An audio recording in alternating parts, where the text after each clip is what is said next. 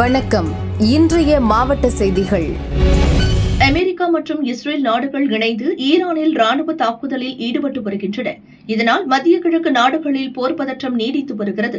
இதன் காரணமாக மத்திய கிழக்கு நாடுகளுக்கான விமான சேவையும் பெரிதும் பாதிக்கப்பட்டுள்ளதாக திருச்சி சர்வதேச விமான நிலைய இயக்குநர் ராஜு தெரிவித்தார். போர் யுத்தங்கள் ஈரானில் மூண்டது காரணத்தினால மிடில் ஈஸ்ட் கண்ட்ரிஸ்க்கு போகிற ஃப்ளைட்டு திருச்சியிலேருந்து துபாய் போகிற ஃப்ளைட் 28ஆம் தேதி 28 பிப்ரவரி அன்று 12:45 இங்கேருந்து கிளம்புன ஃப்ளைட்டு ரிட்டன் வித் பேசஞ்சர் 180 பேசஞ்சரோடு போனது. ரிட்டன் 5 மணிக்கு ரிட்டன் வந்துருச்சு. ஏன்னா அங்கே உள்ள ஏர் ஸ்பேஸ் க்ளோஸ் ஆகிட்டதுனால திருப்பி ரிட்டன் வந்துருச்சு. பட் பேசஞ்சர்ஸ்க்கு எல்லாருக்குமே ஏன்னா வந்தவங்களுக்கெல்லாம் ரீஃபண்ட் பண்ணிவிட்டு ரீடேட்டு ஷெட்யூல்டு யாருக்கு விருப்பப்பட்டாங்களோ ரீஷெட்யூல் பண்ணிவிட்டு ஏர் இண்டியா எக்ஸ்பிரஸ்லேருந்து அனுப்பிட்டாங்க. அதுக்கப்புறம் அன்னையிலேருந்து வார் சுச்சுவேஷனால் கண்டினியூஸாக ஃப்ளைட்ஸ் ஃபுல்லாக க்ளோஸ் ஆகிருக்கு. ஃப்ளைட்டு இதில் அடுத்து 2 நாள் அன்றைக்கி நைட்டில் இருந்த அபுதாபி ஃப்ளைட்டும் கேன்சல் ஆகிடுச்சு. டெய்லி வேறு இங்கே திருச்சியில் நமக்கு 2 ஃப்ளைட்டு டெய்லி ஃப்ளைட் இருக்குது. அபுதாபிக்கும் இதுக்கும் இருக்குது, துபாய்க்கும் இருக்குது. ப்ளஸ் நம்ம மஸ்கட் இன்றைக்கி 2 நாளாக ஏர் ஸ்பேஸ்லாம் க்ளோஸ் ஆகிருக்கிறதுனால ஒன்லி இப்போ பார்ஷியலாக துபாயில் கொஞ்சம் ஓப்பன் பண்ணியிருக்கிறாங்க. அபுதாபிலையும் பார்ஷியலாக ரிலீஃப் ஃப்ளைட் மட்டும் அலோவ் பண்ணியிருக்கிறாங்க. அதனால் நம்ம இங்கேருந்து ஷெட்யூல் ஃப்ளைட் எல்லாமே கேன்சல்டாக இருக்குது. ப்ளஸ் இப்போது மஸ்கட் இன்றைக்கி காலையில் மஸ்கட் 2 மணிக்கு போக வேண்டிய ஃப்ளைட்டு 7 மணிக்கு டிலே ஆகி அங்கே போய் லேண்ட் பண்ணிட்டாங்க அரௌண்ட் 82 பேசஞ்சர்ஸோடு. அங்கே மஸ்கட் ஏர் ஸ்பேஸ் ஓப்பனாக தான் இருக்கிறதுனால அந்த இஷ்யூ இல்லை. இந்த ஃப்ளைட்டு வர்ற காலங்களில் இது சரியாயிடும், ஒரு 2-3 டேஸில் சரியாயிடும்னு நம்ம எதிர்பார்க்குறோம். அது வரைக்கும் இந்த டெஹரான் ஏர் ஸ்பேஸ் எல்லாமே க்ளோஸ் ஆகிருக்கிறதுனால இந்த ஃப்ளைட்ஸ் கண்டினியூஸாக இது கேன்சல் ஆகிருக்கு. பட் ஏர்போர்ட் அத்தாரிட்டிலேருந்து திருச்சி ஏர்போர்ட்டு நாங்கள் ரெடியாக இருக்கிறோம். எதாவது ரிலீஃபாக இருந்தாலும் சரி, இல்லை இந்த மாதிரி ஃப்ளைட் இமிடியேட்டாக ஏர் ஸ்பேஸ் ஓப்பன் ஆகிடுச்சுன்னா திருப்பி இந்த ஃப்ளைட்ஸ் எல்லாம் நார்மலைஸ் ஆகிடும். All the 4 flights Dubai, Sharjah, Abu Dhabi எல்லாம் இமிடியேட்லி திருப்பி ஆரம்பிச்சிருவாங்க. அதுக்கு நாங்கள் ரெடியாக இருக்கோம். அதே மாதிரி ஏதாவது ரிலீஃப் ஃப்ளைட்ஸ் வந்தாலும் அதை நாங்கள் இமிடியேட்டாக ரிசீவ் பண்ணுறதுக்கு இருக்கிறோம். இங்கே வேண்டிய நெசசரி இதெல்லாம் எல்லாத்தையும் நாங்கள் த்ரூ சோஷியல் மீடியா மூலமாக கொடுத்துட்ருக்குறோம், இன்ஃபார்ம் பண்ணிகிட்ருக்குறோம். ப்ளஸ் அடிஷ்னலாக வார் ரூம் மாதிரி க்ரியேட் பண்ணியிருக்கிறோம். எங்களோட ஹெல்ப் சென்டரும் வச்சுருக்கிறோம். ஏர்லைன்ஸும் இமிடியேட்டாக இன்டிமேட் பண்ணுறாங்க. அண்டு ரெகுலர்லி எல்லா பயணிகளுக்கும் என்னோடய ரிக்வெஸ்ட்டு ரெகுலராக நீங்கள் சோஷியல் மீடியாலையும் பார்த்துக்கோங்க. ஒன்ஸ் ஆரம்பித்த உடனே we will also personally intimate பண்ணி ஏர்லைன்ஸும் உங்களுக்கு இன்டிமேட் பண்ணிடுவாங்க. Likely to happen. ஒரு 2-3 நாளில் இது வந்துடும் நம்பிக்கிறோம். பேசஞ்சர்ஸ் ஏன்னா நார்மலாக around 6,500 to 7,000 passenger daily domestic international சேர்த்து நமக்கு இங்கே திருச்சியிலேருந்து வந்துட்டு இருந்தாங்க. வருகையும் செல்வதும் சேர்ந்து இப்போ அரௌண்டு ஒரு 1,500 பேசஞ்சர்ஸ் குறைஞ்சிட்டாங்க. ஏன்னா அரௌண்ட் 4 ஃப்ளைட்டு டெய்லி 2 ஃப்ளைட் குறைஞ்சிருச்சு. ப்ளஸ் வீக்லி 3 days இருக்கிற அபுதாபியும் இப்போ மூவ் ஆகாததுனால அரௌண்டு 1,500 பேசஞ்சர்ஸ் ரெடியூஸ் ஆகிருக்கிறாங்க. அரௌண்ட் 4,500 to 5,000 இப்போ போயிட்டுருக்குறாங்க. 7,000 போயிட்டு இருந்த இடத்துல. பட் இது உடனே நீங்கள் அந்த ஃப்ளைட் ஆரம்பிச்சிருச்சுன்னா அதை திருப்பி பிக்கப் ஆகிடும். ஏன்னா நம்ம மலேசியா, சிங்கப்பூர்லாம் போயிட்டு தான் இருக்காங்க. தான் அதிகமான flight. Singapore 5 flight, Malaysia 3 flight இருக்குது. அதெல்லாம் நார்மலாக போயிட்டுருக்கு. கொழும்பு ஃப்ளைட்லாம் வேறு யாரும் பேசஞ்சர் ஸ்டாண்ட் ஆகலை. எதுவும் ஏர்க்ராஃப்டை இங்கே இது பண்ணலை. எல்லாமே ரொட்டீனாக போயிட்டுருக்கு. ஒன்லி இந்த டிலே மெயின்லி இந்த கேன்சல் ஆனது ஒன்ஸ் இதை ஆப்ரேஷன் அங்கே உள்ள எஃப்ஐஆர் ஃப்ளைட் இன்ஃபர்மேஷன்லாம் ரீஜன்லாம் ஓப்பன் ஆன உடனே இமிடியேட்டாக ஆப்ரேஷன் ஸ்டார்ட் ஆகிடும். கார்கோவில் ஏன்னா இங்கே மேக்ஸிமம் மிடில் ஈஸ்ட்டுக்கு போகுது, இல்லை மலேசியா, சிங்கப்பூர் தான் இங்கேருந்து போயிட்டுருக்கு, பெல்லி கார்கோவா. பட் அது இப்போ இங்கே இது இல்லாதனால இந்த சுச்சுவேஷனில் ஆல்மோஸ்ட் இதுக்கு முன்னாடி ஆல்மோஸ்ட் 540 டன் இருந்துட்டு இருந்தது. இப்போ ரெடியூஸ் ஆகி அரௌண்ட் 300 டன் கிட்ட வந்திருக்கு.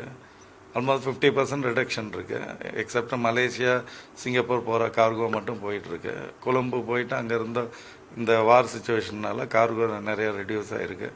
பட் இது ஒரு டெம்பரரி சுச்சுவேஷன் தான். Once 1 or 2 days flight start ஆயிடுச்சுன்னா இட் மேட்டர் ஆஃப் இமிடியேட்டாக சேம் டே ரிசீவ் ஆகிடும்.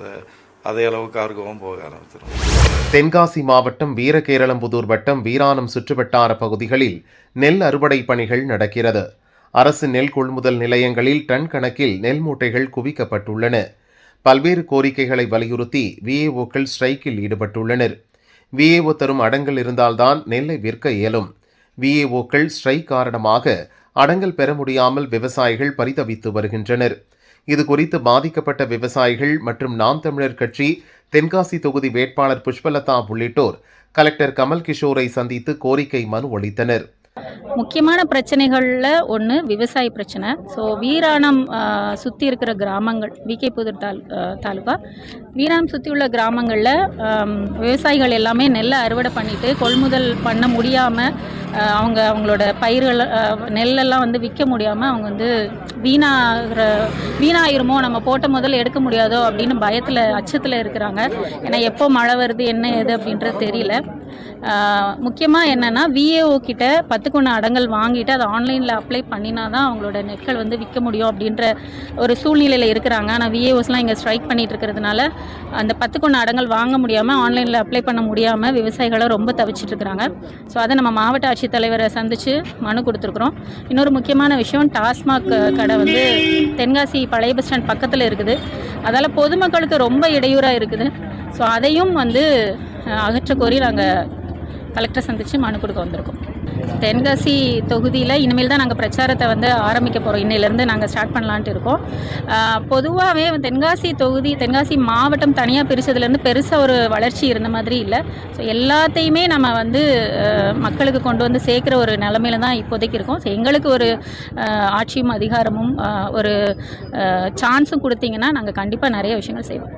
தென்காசி மக்களுக்கு நல்லது செய்யணும் அப்படின்னா நிறைய நல்லது செய்யலாம். முக்கியமாக நம்ம வேளாண்மை சார்ந்து தான் நம்ம தென்காசி மாவட்டமே இயங்கிட்டு இருக்கு அப்படின்னு சொல்லலாம். ஸோ வேளாண் சார்ந்து நம்ம நிறைய விஷயங்கள் அதை செய்யலாம் அப்படின்ற முடிவில் தான் நாங்களும் இருக்கிறோம்.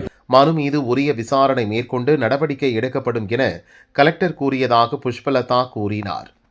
கொடைக்கானல், வட்டக்கானல், திருவள்ளூர் நகரில் 30க்கும் மேற்பட்ட குடும்பத்தினர் வசிக்கின்றனர்.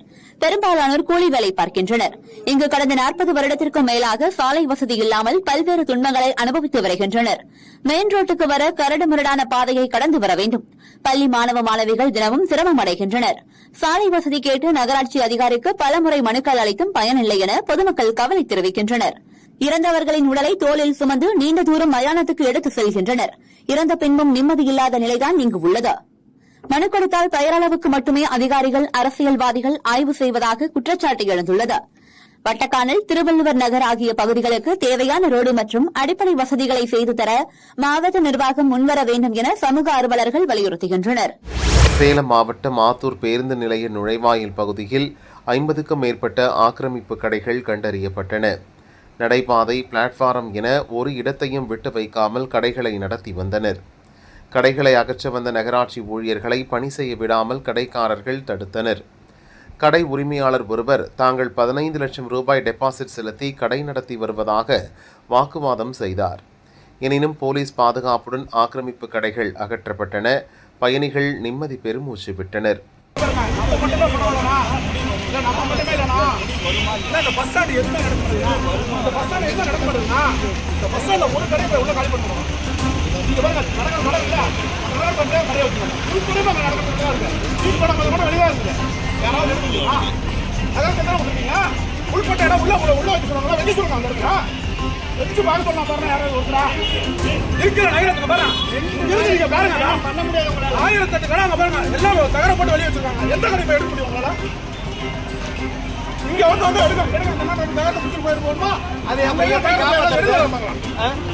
லட்சக்கணக்கில், ஆயிரக்கணக்கில்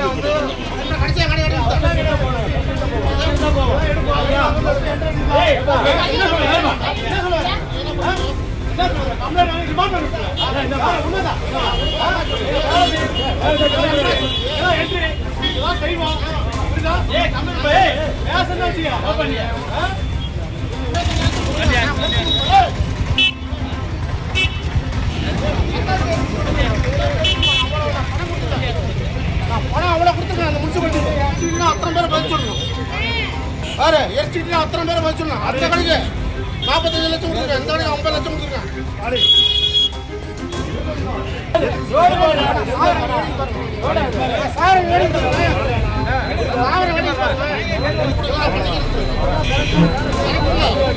பணம் அவ்வளோ முனிசிபாலிட்டி வாங்கி தந்துருக்கீங்க.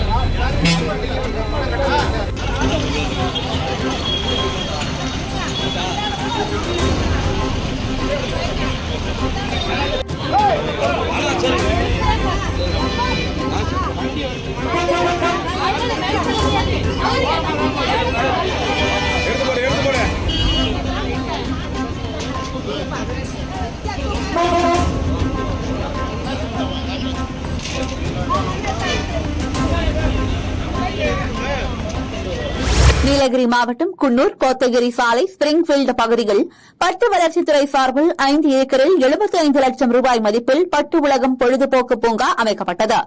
இங்கு மல்பரி நாற்றாங்கால் உற்பத்தி முதல் பட்டு சேலை உற்பத்தி வரை தொழில்நுட்பங்கள் காட்சிப்படுத்தப்பட்டுள்ளன. மல்பரி நடவு செய்தல், பட்டுப்புழு வளர்ப்பு, பட்டுக்கூடு அறுவடை, பட்டு நட்பு மற்றும் பட்டு நெசவு வரை செயல்முறை விளக்கம் அளிக்கப்படும்.